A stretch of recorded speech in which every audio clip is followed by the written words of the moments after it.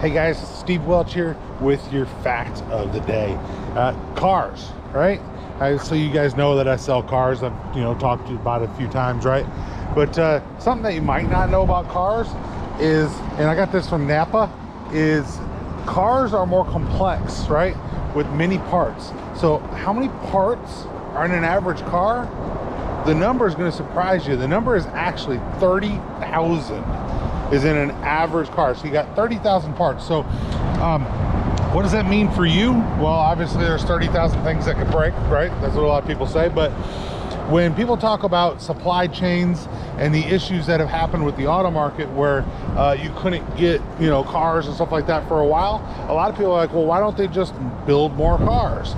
Well, keep in mind that all of those 30,000 parts have somebody that builds them, and it's not usually the manufacturer.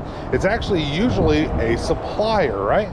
So by the time it comes down to it, you could have one item that costs 25 cents that could stop a car from being purchased or from being built. So that being said, you start to look at something else. So everybody knew, or everybody, I say everybody, but all these people had talked about the chip problem. So there was a lack of chips, and people are like, well, how many chips are in a car? And this is going to floor you as well. So how many chips, and I'm talking microchips, semiconductors, how many chips are in a car?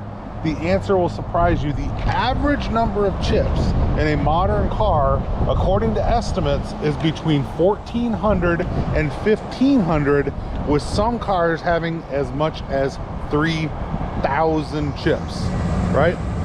And there's only a couple, I think 2 or 3 places that actually build the chips. So realistically, if those places have hiccups or something that goes down, goes wrong with them, and you have to not build those chips, that's why the semiconductor chip shortage caused so many issues with the supply chain, and why it is so important that every piece of a vehicle gets to the manufacturer so they can help to give you inventory and something that you can buy. But fact of the day, right? So 30,000 parts in a car, and about 1,400 to 1,500 of those are chips. So here's the other thing too. So some people say, well, what all has a chip in it?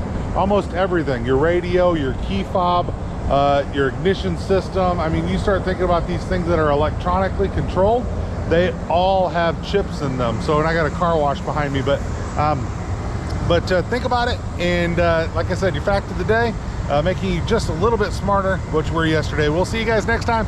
Steve Welch here, fact of the day. Bye.